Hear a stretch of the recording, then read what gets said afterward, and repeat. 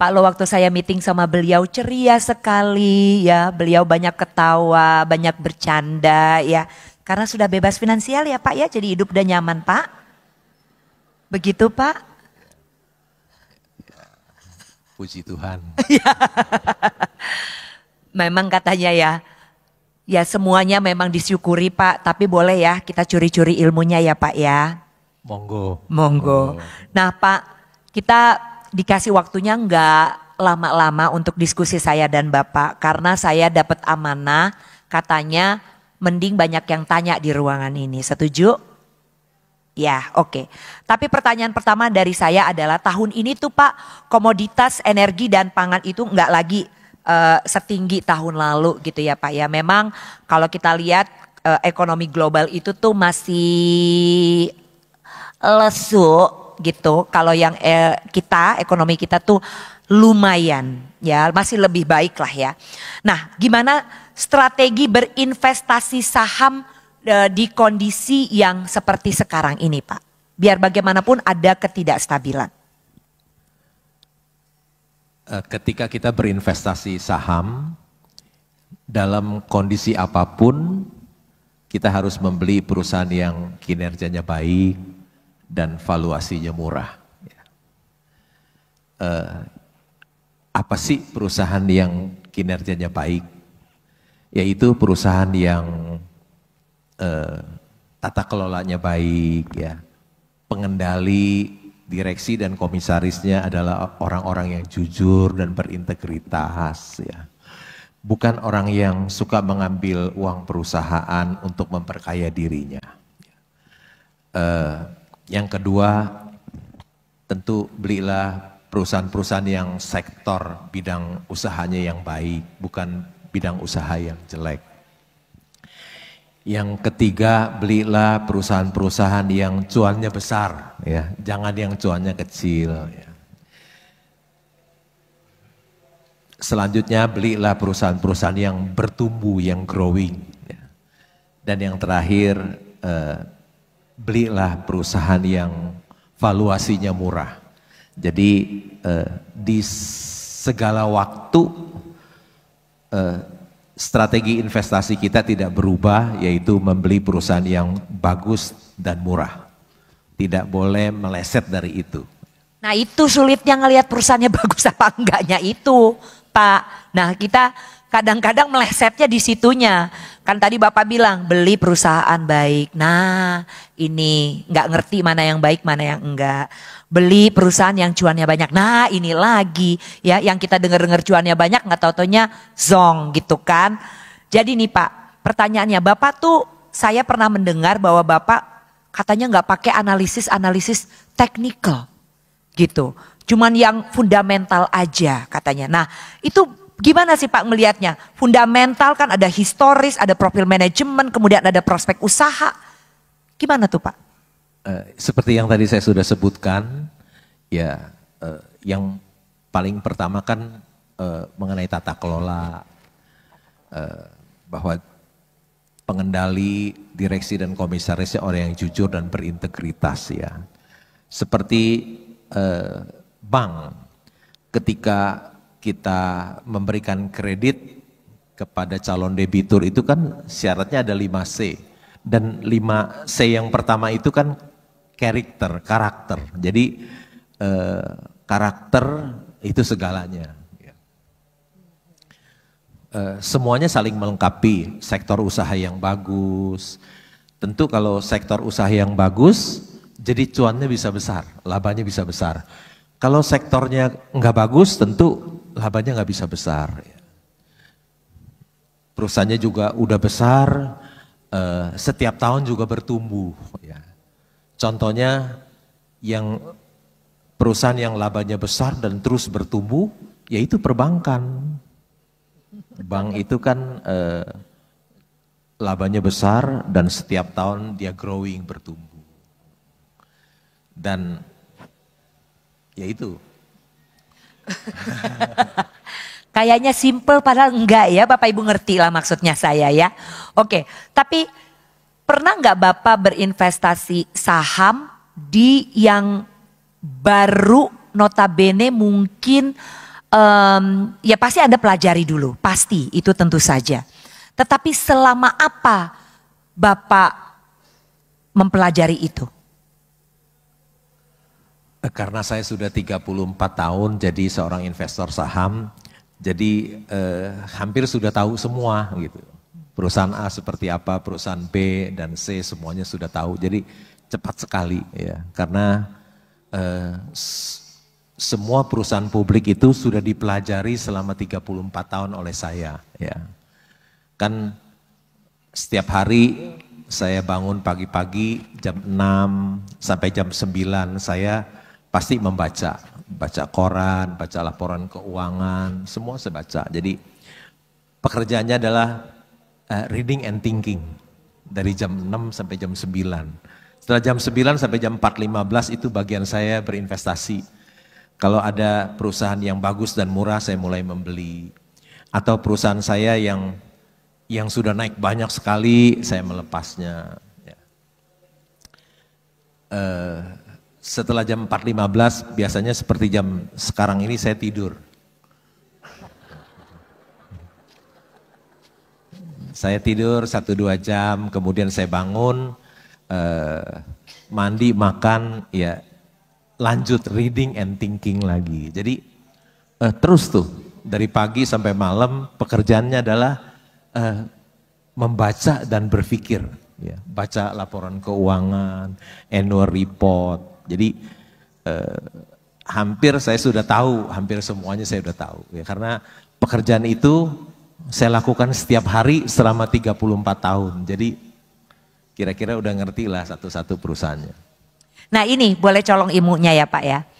Kan Bapak itu barusan mengatakan bahwa saya tahu bagaimana perusahaan yang value-nya bagus gitu ya. Dan Bapak juga kita tahu sering mengatakan cari saham-saham yang harganya tuh ya pokoknya beli saham Mercy tapi harganya harga bajai gitu. Bapak kan suka mengatakan demikian. Nah, kurang lebih Bapak juga barusan mengatakan hal yang sama ya. Berarti Bapak sudah tahu value dan lain sebagainya. Jadi kriterianya itu indikatornya yang harus dilihat oleh calon investor itu seperti apa Pak? Ketika kita membeli perusahaan yang bagus, ini harga Mercy yang dijual di harga bajai itu tentu di dunia nyata nggak ada. Mana ada orang yang mau menjual Mercy-nya di harga bajai ya. Tapi di bursa saham, di Bursa Efek Indonesia ada ya. Karena di situ banyak orang yang melakukan jual beli, dia tidak tahu apa yang dia jual, apa yang dia beli. Mereka hanya membeli kucing dalam karung. Ya. Jadi tentu saja kita membeli Mercy, tentu kita harus, harga bajai itu kita harus tahu secara mendalam perusahaan itu. Oh ini benar Mercy loh. Ya. Dan harganya dijual sangat murah sekali. Ketika kita beli Mercy, harga bajai itu resiko rugi jadi minimal. Ya. Karena kita tahu hampir seluruh orang di dunia ini mengatakan saham itu high risk high gain. Tetapi sebetulnya resiko itu datang dari harga pembelian kita. Kalau kita beli Mercy harga bajai tentu saja itu low risk high gain. Low risk high gain. Tapi orang awam yang tidak mengerti tentu dia bisa membeli bajai harga Mercy. Ya. Itu bukan high risk high gain. Tapi itu high risk low gain. Ya.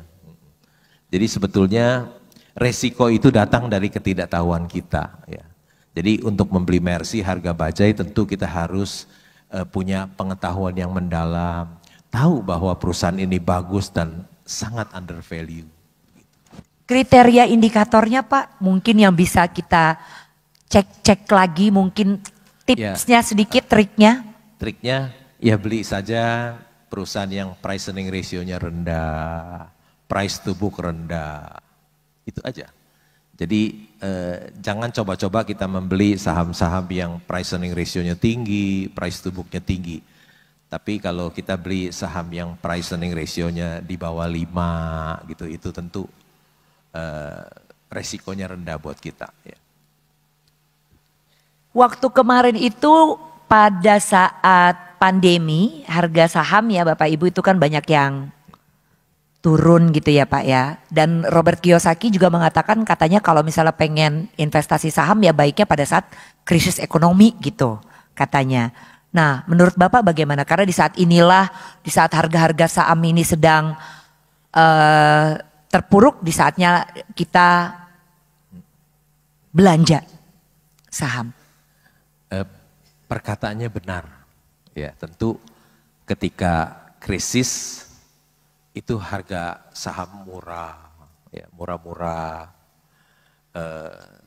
Tentu itu bagi kita membeli perusahaan bagus yang harganya murah itu adalah peluang emas buat seorang investor, di mana dia bisa membeli satu perusahaan yang bagus dengan harga yang murah, itu peluang emas. Tapi sebetulnya perkataannya benar, tapi sebetulnya Robert Kiyosaki itu bukan seorang investor saham. Ya, dia lebih banyak bicara tentang properti. Ya. Misalnya dia mengajarkan orang untuk membeli properti dari hutang, kemudian properti itu disewakan, uang sewanya buat bayar cicilannya. Dia adalah orang properti. Dan sekarang pun dia bicaranya mengajurkan orang untuk beli Bitcoin. Jadi Robert Kiyosaki bukan orang saham. Ya. Orang saham itu adalah Warren Buffett, orang saham. Ya. Memang perkataannya benar, karena 3 tahun yang lalu ketika pandemi kan IHSG kita turun ke 3.900. Ya. Tentu itu adalah bagi seorang investor itu adalah peluang emas. Itu di bursa sedang ada hujan emas di situ. Ya, tentu kita harus membeli dengan uang kita sebanyak-banyaknya. Ya. Ketika ada hujan emas, kita harus siapkan ember yang besar, bukan gayung yang kecil. Ya. Karena ketika pandemi itu selesai, maka harga sahamnya naik. Dulu waktu ketika pandemi kan IHSG kita cuma 3.900, sekarang sudah hampir 7.000. Jadi memang ketika krisis itu adalah peluang emas, itu adalah hujan emas bagi seorang investor. Gitu. Termasuk kemarin waktu pandemi Bapak juga lagi shopping around Pak. Tentu saja. Tentu saja. Iya. Kita juga maunya gitu Pak, cuman emang belanjanya juga nggak ada waktu itu. Iya. Saya sebagai seorang investor ya memang berkat Tuhan juga. Iya.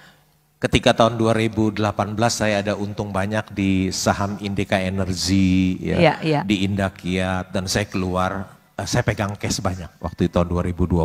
Ketika krisis saya bisa belanja. Jadi ketika tahun 2020 nama saya muncul di Gajah Tunggal, pabrik ban terbesar di Asia Tenggara, sebagai pemegang saham nomor 3 terbesar. Muncul di Klipan Finance, nama saya juga pemegang saham nomor 3 di situ. Juga muncul di grupnya Penin sebagai pemegang saham nomor 2 di situ. Itu semuanya ketika COVID murah-murah, terus saya membelinya di situ. Jadi saya bukan sekedar ngomong, tapi disertai dengan tindakan itu ya. Ya. Nah, kan Bapak itu sudah melewati berbagai krisis ya Pak. Ada krisis tahun 98, ada krisis tahun 2008, ada 2013, ada kayaknya kita krisis panjang banget di 2020, 2023 gitu ya Pak ya. Ini dari katanya nih Pak ya, saya kan juga kurang paham. Dari semua krisis itu katanya ada benang merah gitu. Bener gak sih itu Pak? Katanya saya juga. Ya memang tahun 98 itu kita mengalami krisis yang sangat dalam. Ya. Bukan hanya krisis ekonomi, tapi juga krisis politik. Ya. sampai suku bunga naik sampai 60%, ya. Jadi ada kerusuhan. Jadi krisis itu sangat mendalam, sangat berat buat kita, ya. Tapi kita bersyukur bisa pulih dari tahun 98 dan saya masih tertolong, nggak sampai habis uang saya ketika krisis itu. Kemudian tahun 2008 itu krisisnya bukan di kita, krisisnya di Amerika, ya, subprime mortgage, ya. Kita nggak krisis karena kita sudah mengalami tahun 98, jadi 2008 itu kita sudah ekonominya sudah kuat, sudah pernah menghadapi krisis. Tapi 2020 yang cukup berat karena krisis itu melanda bukan hanya negara kita tapi di seluruh dunia melanda, ya. Tapi tetap kita bisa survive, ya. Sekarang semuanya sudah baik kembali, ya. Dan Tuhan juga sudah menolong saya dan Bapak Ibu sekalian semuanya, ya. Nasabah-nasabah priority dari Bank Permata yang survive semuanya. Waktu pandemi memang kita melihat ya Bapak Ibu, enak banget tuh kalau melihat bahwa wah ini ada banyak saham yang harganya turun. Saya juga sebagai orang yang ya adalah kecil-kecil gitu kan ya main saham. Saya juga ada tuh ya belanja-belanja sedikit-sedikit ya harapan gitu kan. Tapi ya karena itu terlalu sedikit ya kayak kurang berasa ya Bapak Ibu. Nah cuman yang lucu adalah di sini ini kan sekarang udah lagi baik nih ya. Banyak yang baik gitu ya Pak. Ini sektor apa nih Pak yang masih berpotensi kira-kira Pak gitu. Maksudnya kan apakah terlambat gitu atau selalu saja ada kesempatannya menurut Bapak bagaimana? Ketika krisis saham-saham murah itu banyak, tapi ketika sekarang ekonomi sudah pulih, sudah tidak banyak lagi yang murah-murah, tapi tetap masih ada, ya. Tidak terlambat, ya. Ada dua sektor yang saya sangat suka, ya. Biasanya saya cemplungin uang saya, invest di situ sangat banyak. Satu tentu saja bank, perbankan, ya. Saya suka membeli saham bank karena bank itu labanya besar dan valuasinya murah-murah, ya. Jadi saya masuk di bank. Jadi kalau lihat di annual report dua bank swasta, yang satu aset 350 triliun, satu 250 triliun, ada nama saya di situ di annual report. Yang kedua, sektor yang kedua adalah saya suka tambang batu bara, ya. Jadi kalau dilihat di annual report tambang batu bara juga ada nama saya di sana, ya, sebagai pemegang saham. Dua sektor ini saya sangat suka karena selain labanya besar dan valuasinya sangat murah, ya, valuasinya sangat murah sekali, ya. Tambang batu bara yang ada yang PI 3 kali, ya. Ada bank-bank aset 350, 250 triliun, masih price to book masih banyak yang di bawah 1. Jadi dua sektor ini sangat saya suka. Suka terus apa dalam keadaan tertentu? Suka terus. Suka terus. Suka terus karena bank itu dia growing, bertumbuh. Tiap tahun labanya terus meningkat, ya. Dia bertumbuh, labanya udah besar, semakin tahun labanya semakin besar, semakin besar. Jadi memiliki saham bank itu sebetulnya boleh kita pegang selamanya. Seperti kita punya suami atau istri, kita pegang sampai akhir hidup kita, begitu. Nah Pak, kalau ada nggak Pak industri apa ya yang nggak populer, nggak Bapak, mungkin Bapak nggak suka ya, kita manusia ada yang kita suka, ada yang kita tidak suka. Ada yang mungkin Bapak nggak suka, tapi ternyata menarik nih gitu. Mungkin Bapak bisa kasih pandangan berbeda di sini. Yang tidak populer. Ya. Ada perusahaan yang tidak populer. Ya. Dan saya masuk sebagai pemegang saham nomor 2 sekarang di situ. Ya, labanya 5 triliun kira-kira. Itu perusahaannya nggak populer. Ya. Tapi perusahaan itu labanya lebih besar dari Inco yang populer. Ya. Lebih hebat dari Unilever, labanya lebih besar dari Unilever. Lebih besar dari banyak perusahaan-perusahaan yang besar. Ya, jadi itu perusahaan sangat tidak populer. Ya. Tapi kalau lihat, wih, labanya besar sekali 5 triliun lebih dan ada nama saya di situ sebagai pemegang saham terbesar nomor 2 di situ. Ya. Industrinya tentu tambang batu bara, ya, tambang, ahli tambang. Ya. Tapi perusahaannya tidak populer. Tidak populer, ya, tidak populer. Iya. Oke. Tapi labanya jauh lebih besar dari yang populer. Oh, oh, apa itu? Dari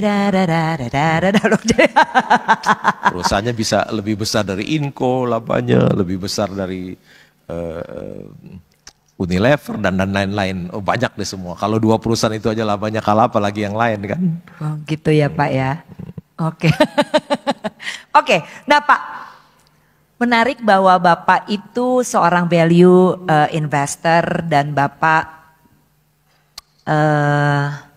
sangat, ya ini adalah investasi yang Anda banyak menghabiskan waktu ya ini.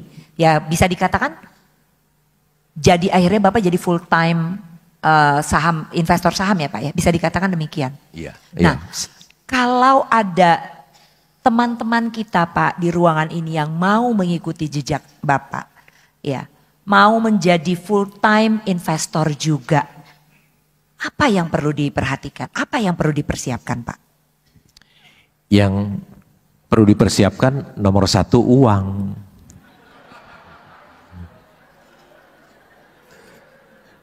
Kalau nggak punya uang kan nggak bisa, kan jadi seorang full time investor kan kita butuh biaya hidup, ya kan, untuk hidup. Jadi harus punya uang banyak dulu. Jadi kalau nggak punya uang, ya harus bekerja, hidup hemat dan sederhana, sisa uangnya baru dibelikan saham, ya. Seperti saya juga dulu begitu.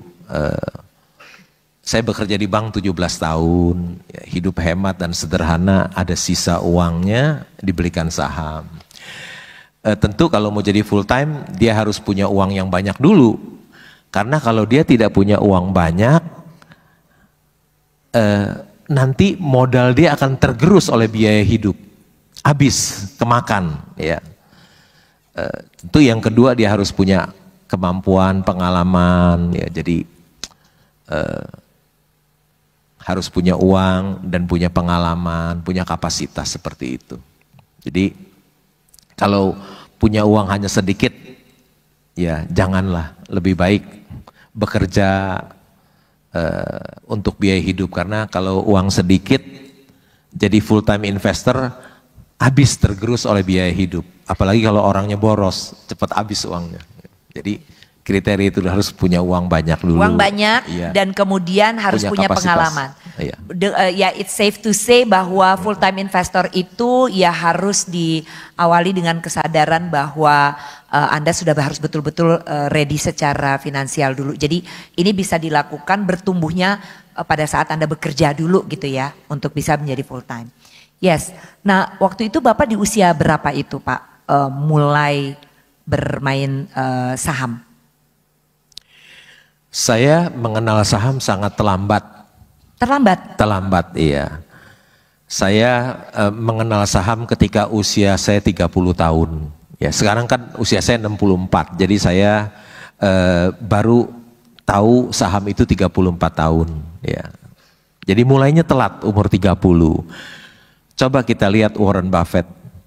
Dia sudah membeli saham ketika usianya 11 tahun. 11 tahun. Kalau saya telat 30 tahun baru tahu saham itu apa. Kalau nggak telat sama kayaknya. Walaupun sekarang juga udah deket ya Pak. Semoga. Begitu Pak. Tapi tetap bisa ya Pak ya keberhasilan itu dicapai. Kunci, tadi kan di awal saya sempat mention mengenai bagaimana berinvestasi ini tuh musuh terbesarnya adalah diri sendiri. Gitu. Itu tidak disampaikan oleh saya sebetulnya. Saya juga mengutip dari apa yang disampaikan oleh Benjamin Graham tadi itu, seorang ekonom Amerika. Nah, adalah orang tuh selalu emosional. Emosional di sini tuh menurut Bapak lo seperti apa Pak emosionalnya? Orang yang emosional itu biasanya dia tidak tahu apa yang dia beli. Kalau dia tahu apa yang dia beli, tentu dia tidak emosional, dia tenang saja. Ya. Bagaimana supaya kita tahu apa yang kita beli, kita tidak sehingga kita tidak emosional, yaitu kita harus baca annual report. Baca annual report, di sana kita bisa tahu siapa direksi dan komisarisnya, bidang usahanya, terus seluruh keuangannya, laporan keuangannya kita lihat, berapa penjualannya, berapa labanya, berapa laba usahanya, berapa earning per share-nya. Kita bisa lihat modalnya berapa, hutangnya berapa, di kas ada berapa, bagaimana dengan piutangnya, inventorinya, semuanya. Jadi kita dengan membaca laporan keuangan, kita tidak lagi beli kucing dalam karung, kita tahu apa yang kita beli, sehingga kalau kita tahu apa yang kita beli, membuat kita tidak emosional, tidak emosional. Begitu. Bapak pernah cut loss gitu Pak, misalnya pada saat harga saham sedang tertekan gitu, misalnya Bapak pernah lepas cut loss atau prinsip Bapak bertahan? Tergantung perusahaannya. Jadi kalau dia lagi tertekan, sahamnya turun, kita lihat kalau perusahaan ini bagus, perusahaannya bagus, tetap bagus, tentu kita akan bukan hanya jual, bukan hanya tahan, tapi kita beli lebih banyak. Beli lebih banyak. Kalau kita tahu ini perusahaannya bagus, harga sahamnya turun, tentu bukan saja kita tidak jual atau bertahan, tapi kita akan beli lebih banyak. Lebih banyak, ya. Karena saya kan membeli Mercy harga bajai, kalau dia turun lagi jadi sepeda kan sedih. Enggak, dorong semua lah.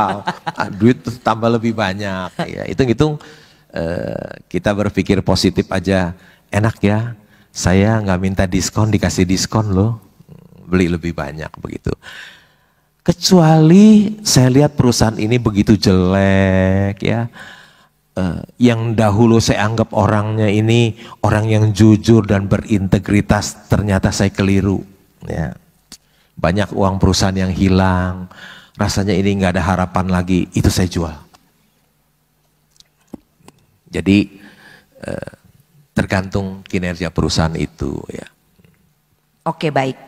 Baik Pak, saya tadi sudah diingatkan Mbak Ivi, kita bisa sesi tanya jawab yuk gitu, karena memang di sini rupanya kesempatan untuk Anda bertanya kepada Bapak Loh Keng Hong itu, oh sabar Mas, belum suruh dia udah tunjuk tangan, udah deh, gitu. Tapi gak apa-apa, saya senang antusiasmenya. Siap-siap aja Mas di situ, langsung kamu. Ya kamu yang di belakang tadi tunjuk pertama, iya siap-siap di situ. Jadi ya boleh, karena memang kesempatan untuk bertanya banyak orang kok di sini. Ya yang di belakang dulu itu satu tadi, nggak yang di belakang satu itu, iya kamu yang di belakang, Mas nanti dulu. Yang itu, ya oke. Dia, karena dia pakai nafsu. Nafsu itu kalau anak zaman sekarang ngomongnya nggak nafsu, passion. Jangan, saking nafsunya lu lewat. Salah, itu dia mic-nya. Say, aduh. Nah itu bahasa yang tua kayak saya ngomongnya nafsuan. Kalau anak zaman sekarang bilangnya passionate, ya. Oke, silakan. Baik, terima kasih. Nama saya Arif, saya dari Jakarta Selatan. Arif, Arif. Yang ingin saya tanyakan kepada Bapak, tadi Bapak sempat bilang Bapak lama ikut bergabung di saham, join di saham. Nah, ketika Bapak join, langkah apa yang pertama Bapak pikirkan sehingga Bapak, oh ikutlah saham gitu. Kemudian resiko apa yang sudah Bapak pelajari selama mengikuti saham? Baik, terima kasih. Terima kasih Arif ya. Oke, silakan kembali. Langsung langkah. Iya. Oke, langkah apa kan katanya Bapak terlambat nih Pak di umur 30 baru join. Pertimbangan apa yang Bapak lakukan waktu itu untuk oke, sekarang saya main saham nih. Gitu. Itu yang pertama ya. Nah, yang ya itu dijawab dulu Pak, nanti yang keduanya kan Bapak soalnya request ke saya waktu kita meeting satu-satu ya. Oke. Iya. Itu dulu. Itu dulu, oke. Saya tuh mengenal saham sangat terlambat ketika usia saya 30 tahun. Ya. Saya masih bekerja di bank. Kenapa saya membeli saham? Karena satu, teman-teman saya di bank itu pada beli saham. Jadi saya ikut-ikutan beli gitu ya. Terus berarti saya beda lihat, sama prinsip Bapak yang tadi dong. Beli dengan tahu gitu kan. Tadi kan Bapak ngomong begitu. Yang awal-awal nggak gitu ya Pak? enggak dong, kan nggak tahu apa-apa dulu, cuma ikut-ikutan. Pertama kali kan ikut-ikutan teman, beli ya beli kucing dalam karung. Kan orang baru nggak ngerti apa-apa, jadi ikut-ikutan teman. Cuman saya suka lihat di koran, ini perusahaan ini go public 7.000, sekarang saya lihat harga sahamnya 30.000. Menarik sekali ya, ada keuntungan yang sangat besar. Ketika saya dikerja di bank kan dulu bunga deposito paling setahun 10% ya dulu ya. 34 tahun yang lalu. Jadi membeli saham itu menarik karena keuntungannya besar sekali, ada capital gain yang sangat besar ya. Dari situ saya mulai mempelajari ya. Terus juga ikut-ikutan teman pada beli di bank ya. Keterusan sampai sekarang 34 tahun. Bukan keterusan, keenakan ya. Jadi ini menjawab pertanyaan yang kedua, langkah apa kemudian berikutnya Bapak pada saat mulai apa? Belajar. Gitu. Jadi gak ikut-ikutan teman terus Mas ya. Jadi kamu jangan bablas tadi sampai sini lagi. Ya, oke. Udah tahu tuh, tuh belajar. Oh, Mike di sini, Mike di situ, gitu ya, Mas ya. Jadi pertama ikut-ikutannya nggak apa-apa, tapi kemudian begitu mulai ya harus belajar. Ya, ada orang yang belajar dulu terus mulai, ada orang yang mulai terus belajar. Ya nggak apa-apa, yang penting ada belajarnya. Gitu. Oke, berikutnya. Yang tadi, ya. Nah, oke boleh yang itu. Nanti Bapak ya, ya itu dulu. Yes. Tunggu sebentar, banyak. Tenang, yes. Sabar. Thank you untuk kesempatannya. Saya Desimon, saya member Hungry Stock juga Pak. Namanya siapa Mas? Desimon. Desimon, Ya. Oke. Sorry agak gaung Mas di sini, sorry. Oke. Saya juga udah baca buku Pak Lu dan belajar banyak dari situ. Cuma yang saya penasaran, apakah Pak Lu pernah salah analisa? Atau mungkin ada semacam salah kegagalan? Karena saya percaya bahwa kita perlu belajar dari kisah sukses supaya kita bisa mengikuti untuk jadi sukses. Kita juga perlu belajar dari kisah kegagalan supaya kita enggak mengulangi hal yang sama gitu. Itu satu. Terus kedua, tadi Pak Lo bilang bahwa saya keliru gitu. Nah, maksud saya adalah gimana cara bisa menilai direksi atau komisaris atau siapapun itu berintegritas atau tidak. Uang perusahaannya misalkan diambil, nah itu cara menilainya gimana, cara ngeceknya gimana, karena kan di annual report saya pikir nggak kelihatan seperti itu Pak. Thank you. Ya, kasih Mas Desimon. Menarik juga nih ya, karena annual report ada, tapi ada pengalaman mungkin khusus di mana Bapak merasa Bapak salah analisa. Itu pertanyaan kedua, yang pertamanya loh. Iya. Pertanyaan pertamanya tadi kalau nggak salah, apakah ada yang pengalaman saya salah di dalam membeli saham? Ya, pertanyaan gitu ya. Ya. Lucy tadi ganggu, mana sih tadi? Tentu saja ada Pak. Ya, Warren Buffett pun beli saham juga salah. Ya, saya juga ada mengalami kesalahan juga. Tapi kalau beli saham 10, salah satu yang 9 benar, oke lah Pak. Ya, kira-kira gitu. Biasanya saya salah karena tata kelola yang buruk, saya salah melihat orang. Ya. Saya pikir orang ini orang yang jujur, berintegritas, ternyata tidak. Ya, ternyata tidak. Ya, saya melakukan kesalahan di dalam menilai orang. Terus pertanyaan yang berikutnya adalah bagaimana kita tahu mengenai tata kelola yang baik. Ya. Kalau satu perusahaan sudah membukukan laba yang besar, udah kita merem aja, anggap aja itu tata kelola udah baik lah. Ya. Karena nggak mungkin kalau satu perusahaan labanya besar, terus tata kelolanya buruk, kan nggak mungkin. Ya, kalau perusahaan itu udah membukukan laba 5 triliun, 6 triliun, ya udah kita merem aja. Kita anggap perusahaan itu baik. Kalau nggak baik kan labanya hilang semua, ya. Yang kedua, tentu dari laporan keuangan pun kita bisa lihat misalnya ada transaksi afiliasi, ya. Ada perusahaan itu melakukan pembelian aset dari perusahaan afiliasi dengan harga yang mahal sekali, itu juga bisa kita ketahui. Banyak untuk mengetahui tata kelola satu perusahaan. Misalnya kita bisa bertanya dengan pesaingnya, ya, dengan jenis usaha yang sama kita tanya ke pesaingnya, pasti pesaingnya tahu bagaimana perusahaan tersebut, ya. Atau kita juga bisa bertanya kepada suppliernya, suppliernya pun tahu perusahaan ini pembayarannya kepada dia bagaimana, karyawannya sendiri pun tahu, ya. Atau jurnalis pun tahu, ya. Biasanya jurnalis juga tahu, suka menulis tentang seseorang. Jadi banyak sumber kita bisa mengetahui si pemilik perusahaan itu seperti apa, begitu. Baik, sudah menjawab ya. Sekarang dari sisi sini dulu, boleh yang perempuan itu di tengah-tengah. Yes, betul.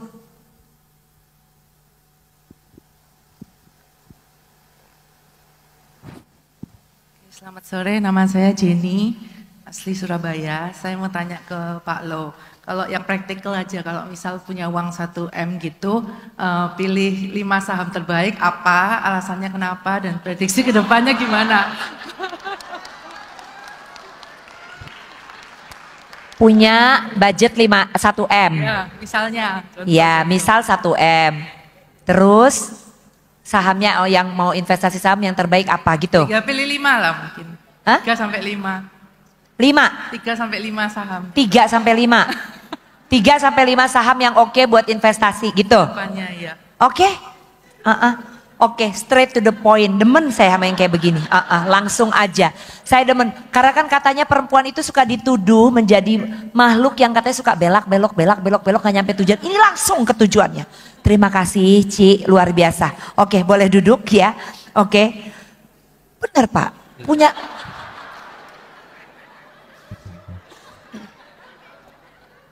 Punya 1 M. 3 sampai 5 saham mau investasi sekarang apa kira-kira?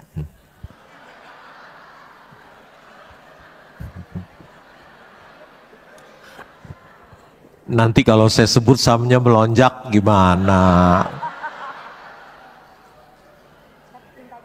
Iya.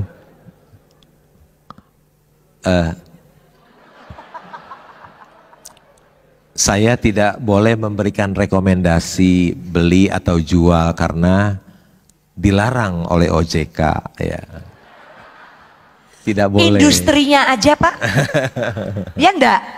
Industrinya aja. Tadi kayaknya ada industri favorit Bapak 2. Perbankan, tambang, batu bara. Iya. 3 lagi Pak. 1 lagi Pak. Tambang batu bara, lalu perbankan. 2 aja cukup lah. Masa duit 1 miliar minta sahamnya banyak-banyak. Tahu nggak? Warren Buffett beli saham Apple, itu nilainya 160 miliar dolar loh satu saham. Ya. Kalau kali 15.000 itu kira-kira 2.400 triliun dia investasi hanya di satu saham. Ya. Jadi kalau saya udah sebutin 2 sektor dari uang 1 miliar udah lebih dari cukup tuh. Begitu ya, Mbak. Terima kasih banyak. Berikutnya di sebelah sini dulu. Yes, Anda yang pakai kacamata boleh. Yes. Sebentar ya, sabar. Loh, kok dua-duanya maju iki? Piye? Sweet. Tunggu, satu ini dulu. Ya, sabar, ya. Oke. Tes. Oke. Terima kasih Pak atas kesempatannya dan luar biasa juga ya tadi materinya ya. Apalagi terkait valuasi itu Pak. Nah, saya Wisnu Pak mau bertanya. Tadi kan Bapak udah jelasin tuh Pak untuk teknik valuasi itu kan yang Bapak gunakan adalah PBV, price book value dan price earning ratio tuh Pak. Mungkin mau sedikit kepo nih Pak. Alasannya kenapa menggunakan teknik valuasi PBV dan price earning ratio Pak? Kan padahal itu ada teknik valuasi lain Pak, misalnya menggunakan dividend discount, kemudian price to sales ratio. Kenapa lebih tertarik menggunakan PBV dan price earning? Dan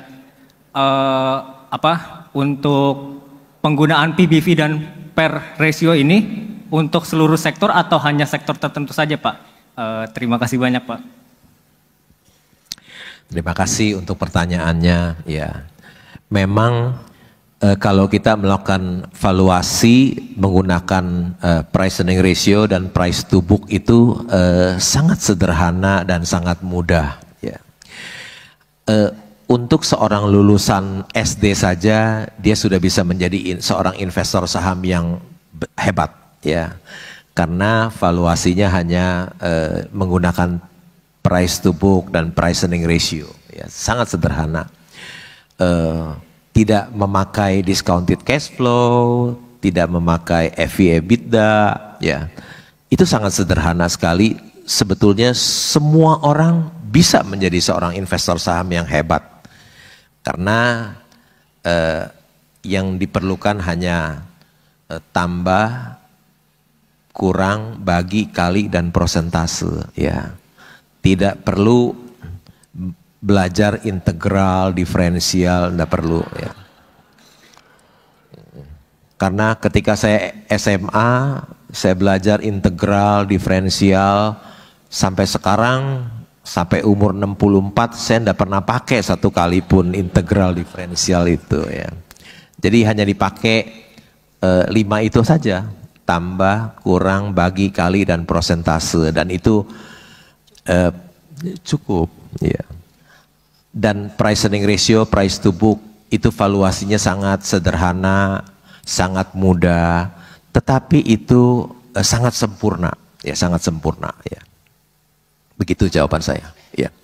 Karena sangat tepat membandingkan laba perusahaan dengan harganya, ya. Jadi misalnya ada satu perusahaan misalnya price earning ratio 5 kali, artinya harga sahamnya dengan laba per sahamnya kan 20%, itu 5 kali, ya. Jadi kalau kita lihat 5 kali itu kan 20%.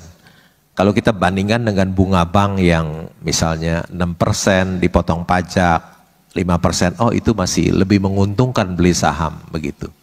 Karena price earning ratio 5 kali itu sederhana tapi sangat akurat, begitu. Ya. Menjawab, Mas? Yes, thank you. Oke, ya Anda silakan. Selamat sore Pak Lo. Ya, selamat sore. Nama saya Simon. Pertama-tama minta maaf dulu Pak karena mengganggu Bapak jam tidur sore ya Pak ya. Oke. Bapak berkali-kali bilang cari saham itu yang wonderful price at the wonderful company. Tapi juga beberapa kali Bapak, saya mendengar berita Bapak bahwa ketika harganya bagus, Bapak lepas. Nah, tapi di satu sisi Bapak juga sering berkata, saya tidur aja karena setahun ini saya bisa dapat dividen dari satu perusahaan, dividennya aja ratusan miliar gitu ya.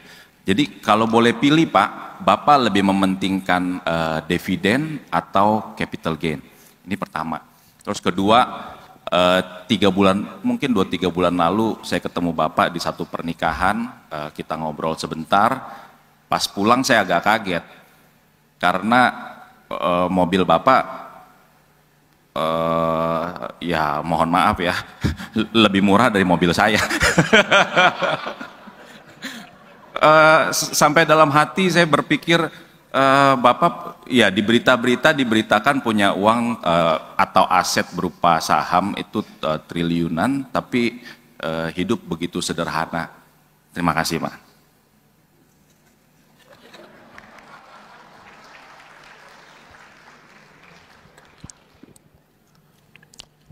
Buat apa sih Pak naik mobil mewah-mewah? Saya termaksud orang yang tidak suka naik mobil mewah, ya. Karena mobil mewah itu kan jadi semua orang tahu kita orang kaya.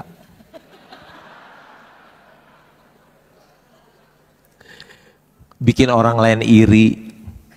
Kalau orang lain iri, terus udah gitu, kalau ada rampok kan jadi sasaran rampok juga nanti. Kalau naik mobil mewah kan kelihatan orang kaya ya. Ya memang saya terbiasa hidup hemat dan sederhana ya, karena saya dulu 11 tahun jadi klerek, gaji kecil, klerek tuh pegawai tata usaha ya, pegawai tata usaha di bank. Bukannya 1 tahun lo jadi klerek, 11 tahun ya, tapi masih bisa gaji UMR, masih bisa hidup hemat sederhana, masih ada sisa uang. Jadi saya naik mobil jelek itu sebetul enak buat saya, bebas ya. Jadi di jalan nggak ada yang tahu yang naik itu orang kaya, nggak ada yang tahu kan.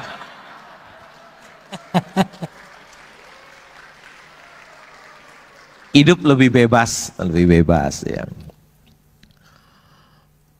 Tadi pertanyaan pertamanya apa ya, saya lupa.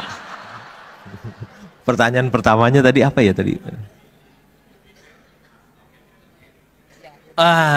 Pertanyaan bagus nih. Lebih pilih dividen atau capital gain? Ketika saya membeli satu perusahaan, mau pilih dividen approach atau mau capital gain approach ya. Saya termasuk orang yang capital gain approach, pendekatan capital gain. Contohnya, saya pernah jadi pemegang saham terbesar nomor 2 di Panin loh. Nggak ada yang tahu kan? Taunya Pak Mukmin aja nomor 2, siapa nggak ada yang tahu saya pemegang saham terbesar nomor 2 di Panin. Panin pernah bagi dividen nggak? Enggak. Berpuluh-puluh tahun nggak bagi dividen, tapi saya beli. Kenapa? Karena valuasinya sangat murah sekali. Ya, valuasinya sangat murah sekali. Meskipun ada orang hebat yang mengatakan kepada saya, lu beli saham Penin nggak bakalan kasih lu cuan. Ya. Karena kinerjanya bagus, terus valuasinya murah, saya membeli, nggak bagi dividen. Tapi tiba-tiba ada isu Panin mau diakuisisi oleh Jepang, sahamnya naik loh, saya jual semuanya, habis saham saya, habis ya. Saya orang yang capital gain oriented ya. Misalnya tadi ada orang Bank Permata tuh yang mantan orang Indika Energy ya. Dia tahu saya pemegang saham nomor 4 terbesar di Indika Energy ya. Sahamnya dari 100 saya beli waktu tahun 2016 ya. Karena harga batu bara $50 per ton, lagi susah tambang batu bara, saya masuk. Saya tahu kalau membeli komoditas hari ini 50, besok bisa naik ke 100 ya. Saya membeli, 2 tahun kemudian harga batu bara jadi $100 per ton. Harga sahamnya dari 100 jadi 4.000 dan saya keluar ya. Saya mendapatkan keuntungan yang besar di Indika Energy. Dan tadi Pak siapa itu? orang human capital dari Bank Permata, dulunya human capital di Indika Energy. Jadi saya adalah orang yang lebih pendekatan dari capital gain daripada dividen. Tapi saya juga senang terima dividen ya. Ada satu tambang batu bara belum lama kasih saya dividen 45 miliar, lumayan. Nggak dipotong pajak lagi. Dividen kan nggak dipotong pajak ya. Jadi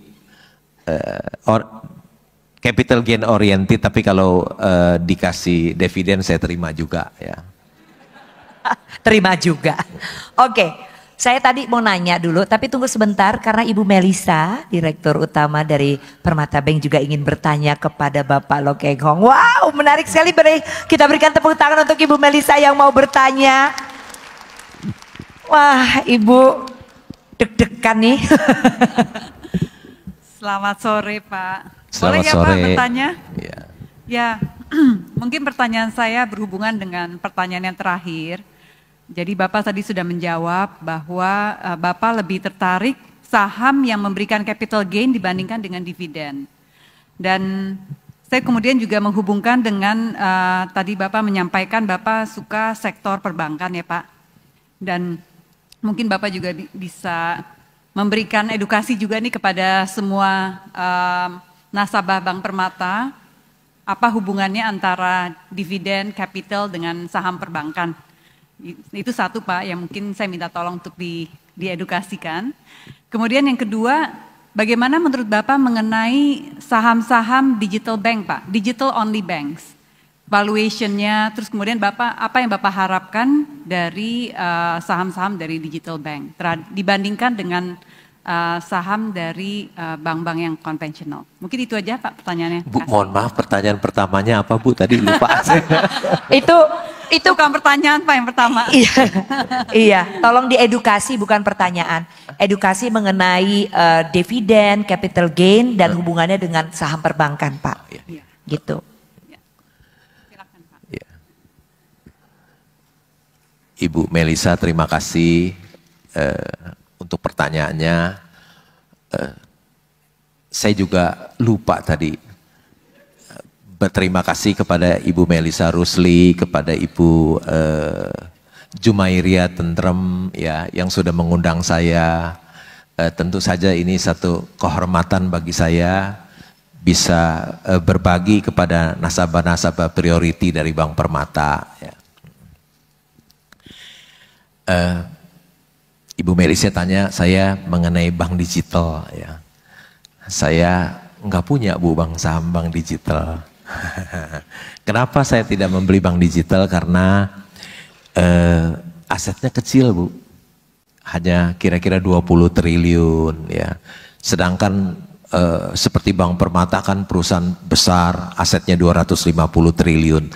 Tentu saya yang pernah bekerja di bank 17 tahun sangat tidak mudah untuk mengembangkan bank aset 20 triliun jadi 250 triliun itu sangat tidak mudah ya, sangat tidak. Apalagi sekarang lebih sulit lagi ya. Kesatu itu bank digital itu bank-bank kecil kelas 20 triliun. Yang kedua valuasinya mahal-mahal selangit. Tentu saya tidak akan bisa membeli ya.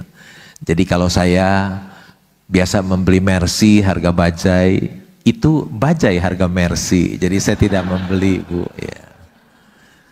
Saya cuma membeli sekarang bank-bank swasta yang asetnya 250 sampai 350 triliun. Jadi kalau Bapak Ibu periksa di website bank tersebut ada nama saya ya di situ.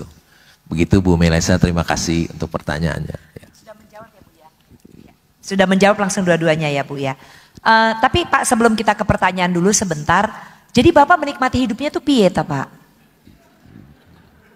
Loh kita ini berada di satu wealth wisdom dengan tema harmonious wealth journey. Bapak katanya nggak mau naik mobil mewah karena katanya nggak suka aja. How do you enjoy your life? Saya sangat menikmati hidup saya. Kenapa? Saya sangat menikmati karena duit banyak, kerjaan nggak ada, enjoy bener saya. Ibu Melisa, Ibu Mariam itu orang super sibuk. Kalau saya kan hidupnya nikmat sekali. Kerjaan nggak ada, duit banyak, nikmat itu. Makanya tadi kata Mas Firmon, sorry ganggu waktu tidur sorenya ya. Karena jam-jam segini biasanya Bapak bobok ya Pak ya. Iya, karena menjadi seorang investor saham adalah salah satu pekerjaan terbaik di dunia. Ya. Kalau orang lain mendapatkan uang harus bekerja keras, bekerja cerdas. Tapi saya seorang investor saham, saya tidur saja bisa menjadi kaya. Kenapa? Karena saya punya wonderful company tadi yang disebut itu. Wonderful company itu yang bisa menjadi mesin pencetak uang buat saya. Ya. Jadi karena saya sudah memiliki saham dari wonderful company, saya tidak perlu lagi bekerja, hidup saya santai tiap hari. Ya. Kalau saya diundang di universitas misalnya ya, pasti diminta kurikulum vitae. Saya bilang, oh kurikulum vitae saya gampang. 25 tahun tidak bekerja di mana-mana. 25 tahun tidak memperoleh pendidikan apa-apa. Dan 25 tahun work from home. Jadi gitu. Ya kurikulum vitae saya begitu ya. Oke, kita lanjutkan kembali. Silakan yang di belakang tadi. Ya Mas. Oke.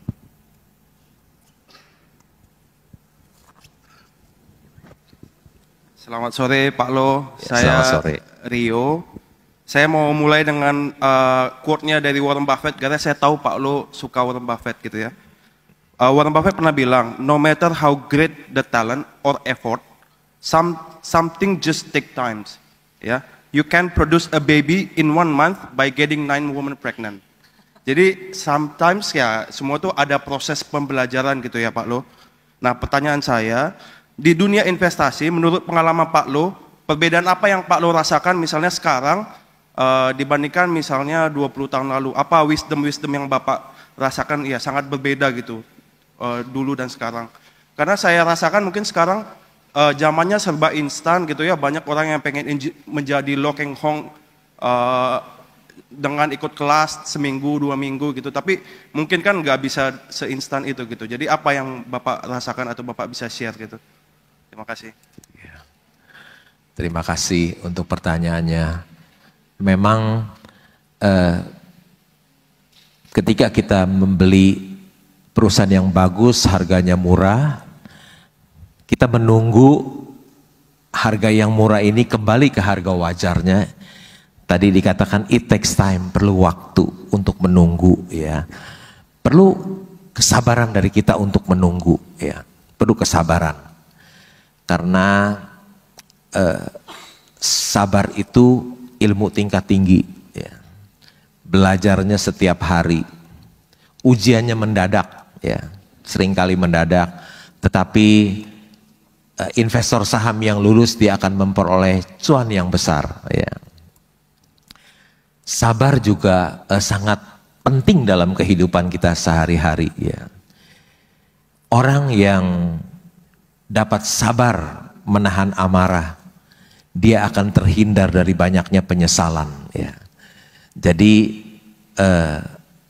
sabar itu sangat penting ya. Bursa saham adalah perangkat untuk memindahkan uang orang tidak sabar kepada orang yang sabar. Ya, bursa saham adalah perangkat untuk memindahkan uang orang tidak sabar kepada orang yang sabar. Jadi kalau Bapak Ibu berinvestasi di bursa saham tapi tidak sabar, hati-hati nanti uangnya, hartanya akan pindah ke orang yang sabar. Gitu. Dan wisdom ini tidak ada expired date-nya. Karena tadi ditanyakan Mas Leo adalah apa perbedaan-perbedaan mungkin mengenai time management atau kesabaran yang berbeda yang dulu Bapak rasakan dengan yang sekarang Bapak rasakan. Ya, yang dulu bursa saham itu harganya masih ditulis manual di papan, ya kita harus datang ke Jalan Merdeka, bawa kekeran, beli kekeran, ngeker harga sahamnya masih manual. Tapi sekarang sudah nikmat sekali, kita bisa di rumah saja, harga saham itu ada di laptop kita bisa lihat ya. Semua informasi bisa kita dapatkan melalui di handphone kita ya. Informasinya mudah, semuanya serba mudah ya. Berbeda dengan yang dulu. Ya. Jadi seharusnya justru lebih mempermudah kita belajar saham, Iya. ya Pak ya. Asal kita mau membaca, ya membaca. Iya. Nah, itu baik Mas Leo. Ada lagi? Saya masih punya kesempatan.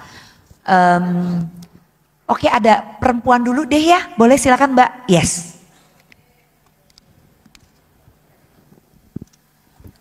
Selamat sore, nama saya Emma dari Bank Permata. Semua buku Bapak udah saya baca, kecuali yang terakhir, yang sampulnya coklat, tulisannya Lo Keng Hong. Saya mau nanya, kan sekarang kita mau masuk tahun politik, mau Pilpres 2024. Terus pasti ada sentimen positif negatif. Kalau Bapak itu beli saham atau menganalisis saham itu mempertimbangkan faktor makroekonomi atau hanya mikroekonomi melihat saham itu saja? Itu yang pertama. Yang kedua, saya tuh investor pemula. Saran apa sih yang Pak Lo Keng Hong bisa berikan ke saya? Sama Bapak investasi di saham US atau enggak? Terima kasih. Amerika, saham Amerika. Lupa ada pertanyaannya. Tadi pertanyaannya apa ya? Enggak lupa. Pertanyaan tadi pertama apa ya? Lupa Pertama, saya. apakah Bapak menganalisis saham melihat makroekonomi? Oh iya, ingat. Sebentar lagi mau Pilpres. Saya juga jadi ketularan Bapak deh tuh. Ya, ingat. Karena pas waktu meeting sama Bapak ini udah diwanti-wanti banget, pokoknya atuh-atuh Mbak, nanti saya lupa katanya. Banyak yang mesti Bapak ingat soalnya dalam hidup ini ya Pak. Apakah saya membeli saham itu dikaitkan dengan faktor politik, Ya. ekonomi, sosial dan lain? Tidak. Ya. Saya ketika membeli saham satu perusahaan, yang saya lihat hanya kinerja perusahaan itu saja. Ya. Jadi hanya yang mikro saja, kinerja perusahaan itu saja.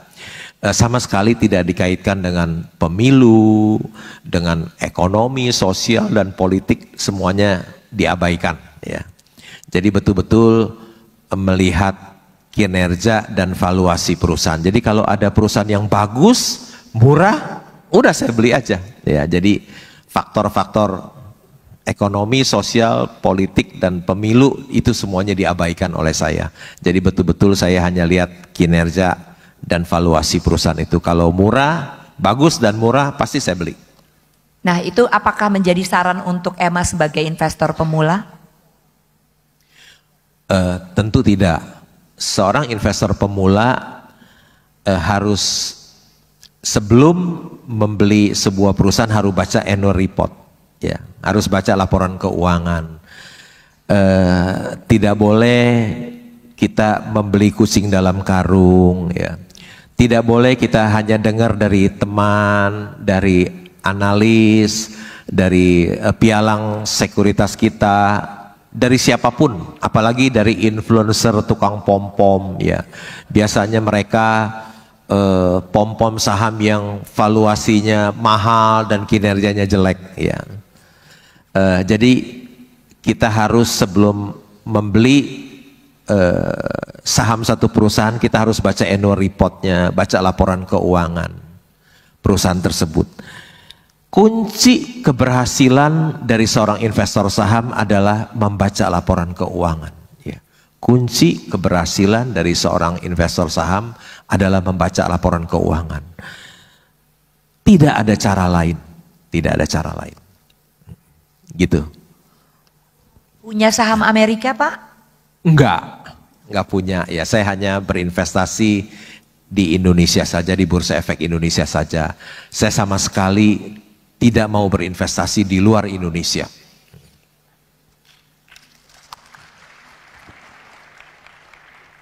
Oke, masih ada lagi kesempatan, Ya, Anda deh, kasihan Anda. Sabar ya. Ini yang di belakang-belakang nggak nanya nih. Jadi tadi, oke silakan Mas. Yes.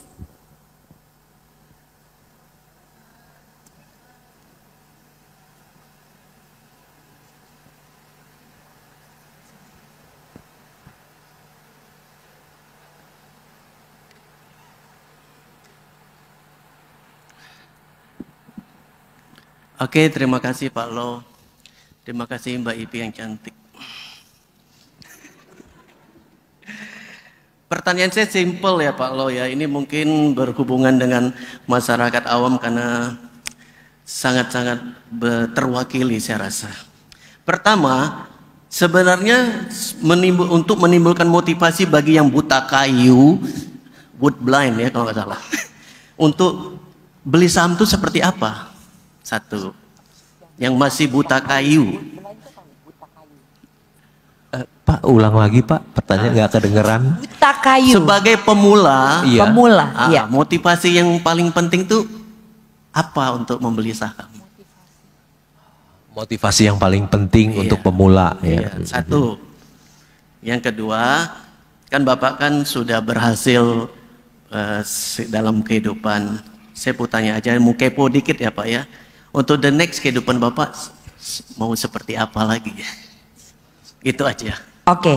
Nggak dengar saya. The next Bapak mau apa lagi dalam hidup ini? Thank you. Makasih. Oke.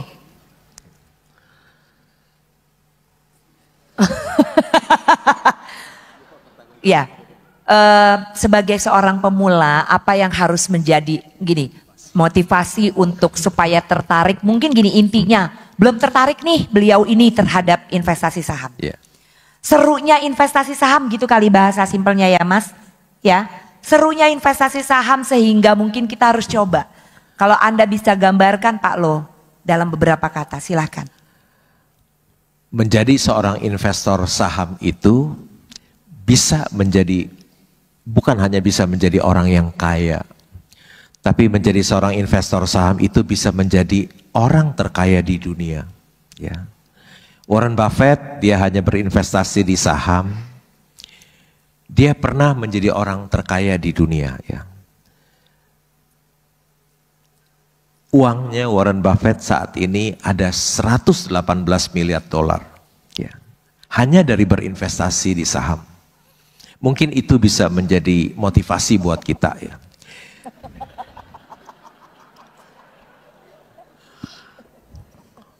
Dan kalau kita lihat yang biasa orang-orang usia lanjut itu mereka banyak kesulitan keuangan. Tapi Warren Buffett usia 93 tahun sekarang ya. Usia Warren Buffett 93 tahun. Dia membeli saham Apple dan untungnya 1.720 triliun. Ya. Kira-kira mau dagang apa yang nggak capek hanya beli dan tidur terus bisa untung 1.720 triliun. Ya. Menurut saya menjadi seorang investor saham adalah salah satu pekerjaan terbaik di dunia dan sangat nikmat dan mengasihkan. Ya. Saya disuruh teman-teman mengajak saya untuk berpartner berusaha, semuanya saya tidak mau. Kenapa? Dalam hati saya, kalau saya bisa menjadi kaya dengan tidur saja, ngapain saya berusaha? Berusaha itu capek.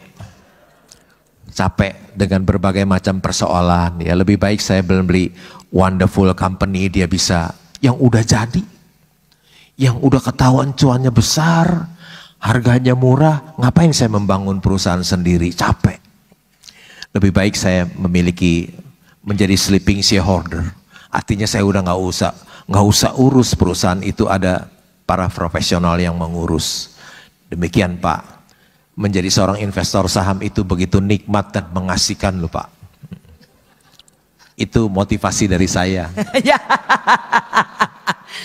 Kalau masih belum tertarik juga bingung kan?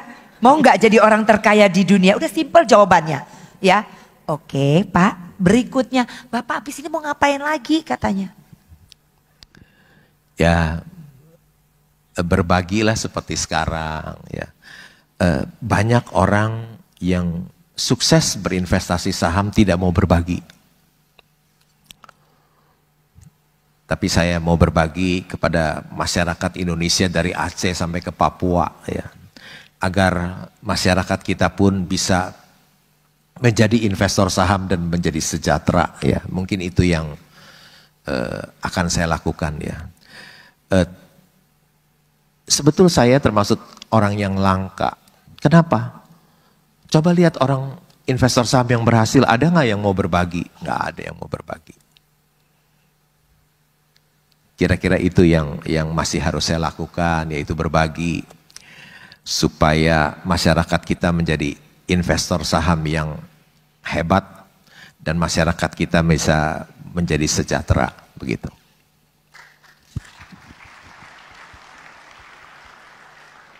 Satu pertanyaan terakhir, ya. Mungkin bisa dibantu Bu Melisa, kira-kira siapa Bu nih? Ibu kalau nengok ke belakang kira-kira siapa ya Bu ya? Yang paling belakang, oh Bapak. Yang di belakang kalau gitu. Iya Pak, boleh. Diri Pak, iya. Bapak yang pakai batik. Nah Anda yang nengok ke belakang. Iyo, kalau begitu. Punten ya, oke silakan. Makasih Bu. Selamat sore Pak Lo. Selamat sore. Sebenarnya kita satu alma mater Bank Ekonomi, cuman beda nasib aja. Wah, Bapak namanya siapa Pak dari Bank Ekonomi Pak? Saya masuk di 2004 Pak. Oh iya, saya tahun 96 sudah keluar. Ya, okay. Saya kenal dari teman-teman saya aja. Ya. Emang Bapak seperti bilang tadi setiap pagi bangun jam 6, baca laporan keuangan sampai jam 9, terus transaksi sore Bapak istirahat gitu. Nah, saya hubungkan dengan kelas sebelumnya anak-anak sekarang yang sudah masuk ke dalam teknologi, Pak ya, dengan adanya AI, gitu. Apakah saham ini bisa kita hubungkan dengan AI, Pak? Sehingga tadi Bapak bangun jam 6, jam 9, mungkin Bapak bangun jam 8 aja, jam 9 udah keluar, Pak, resultnya apa gitu. Tanpa perlu analisa yang lebih dalam gitu ya. Karena anak sekarang itu kan males, Pak. Maunya instan. Gitu. Jadi saya ada kenal temen juga, dia bilang saya lagi bangun engine nih Pak. Engine-nya bisa baca dan bisa analisa ke depan itu saham-saham apa atau forex yang bisa menguntungkan gitu. Itu aja Pak dari saya. Terima kasih Pak. Terima kasih. Ya.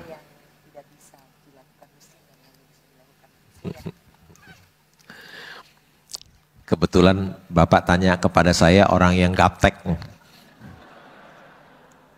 Jadi saya semuanya serba manual ya. Kalau Bapak mau tahu, sama-sama orang Bank Ekonomi nih mantan. Ya. Saya tuh sampai sekarang nggak bisa ngetik lu di komputer. Nggak bisa ngetik di komputer. Udah nggak bisa, nggak mau belajar lagi. Cuman saya beruntung ketika saya di bagian marketing ada sekretaris marketing, jadi saya nggak usah ngetik, saya minta tolong dia aja yang ketikin, kan di sekretaris. Ketika saya jadi kepala cabang ada sekretaris, jadi saya kasihin sekretaris saya. Jadi saya sampai sekarang nggak bisa ngetik ya, saya di gaptek. Menurut saya apa yang saya lakukan mungkin tidak bisa digantikan oleh mesin kali ya. Saya juga nggak tahu juga apakah bisa digantikan oleh komputer ya, karena kan setiap hari saya membaca berita ya. Saya masih langganan koran loh, paper. Mungkin udah sedikit orang yang masih langganan paper. Saya masih langganan 4 koran, ya, masih bayar 910.000 sebulan, ya. Karena sudah baca koran 40 tahun terus berhenti, rasanya kagok pagi-pagi nggak ada bacaan, ya, baca koran, baca di media sosial, baca laporan keuangan, ya 3 jam, ya. Saya tidak bisa menjawab apakah pekerjaan saya bisa digantikan dengan AI, ya, saya tidak tahu, ya, karena gaptek soalnya. Begitu Pak. Justru itu adalah wisdomnya Bapak loh kalau menurut saya, ya. Ketika beliau tidak tahu apa AI itu benar-benar bisa menggantikan manusia dalam menganalisa sesuatu, ya. Beliau mengatakan beliau tidak tahu, dan saya rasa ya terima kasih Bapak mengatakan demikian, karena ya kita juga belum tahu kan ya emang benar-benar apa bagaimana gitu, karena ini AI itu di kita sebenarnya ini bukan barang baru ya Pak Ibu, ya. Cuma kita masih belum melihat tingkat keberhasilan yang bisa dibuktikan sejauh ini, begitu. Dibandingkan dengan pikiran manusia yang pastinya lebih bisa pakai, ya bagaimanapun beliau tadi bicara, bagaimanapun kita tetap harus belajar, begitu ya Pak. Karena ini waktu kita sudah habis. Saya rasa bahwa yang menarik dari Bapak Lo Keng Hong wisdom di sini adalah bagaimana beliau mengatakan bahwa menjadi investor saham ini adalah kesempatan baik bagi kita untuk membangun kekayaan. Begitu ya Pak? Pasti. Karena kan udah ada contohnya Warren Buffett. Hanya dengan berinvestasi saham, dia sekarang memiliki uang 118 miliar dolar. Betul. Kalikan aja 15.000 berapa tuh? Yes, betul. Tetapi tentu untuk mencapai keberhasilannya diperlukan keinginan dari kita untuk betul-betul mengetahui tentang saham yang kita beli tersebut. Tidak membeli kucing di dalam karung, tidak ikut-ikutan, ya, tetapi belajar. Belajar mengenai saham yang kita beli, ya Pak. Betul. Tata kelola Warren Buffett mengatakan demikian nih. Apa yang Warren Buffett lakukan setiap hari? Ya, orang yang memiliki uang 118 miliar dolar itu apa yang dia lakukan setiap hari? Dia bilang begini. I just sit in my office and read all day. Dia hanya datang di kantornya, duduk dan membaca sepanjang hari. Artinya apa membaca? Artinya dia belajar loh sepanjang hari. Satu hari saya ketemu dengan seorang jagoan bulu tangkis, ya. Kebetulan anaknya juara juga. Nggak tahu juara dunia atau apa gitu, putranya ya. Terus saya tanya, Pak, putra Bapak setiap hari latihan berapa jam sih Pak? Dia bilang, pagi biasanya 3 jam, sore 3 jam, sehari 6 jam loh, sehari 6 jam. Jadi kunci sukses keberhasilan kita itu terletak dari apa yang kita lakukan setiap hari. Rahasia sukses kita itu tergantung dari apa yang kita lakukan setiap hari. Begitu. Dan sejatinya yang kita lakukan setiap hari adalah harus belajar.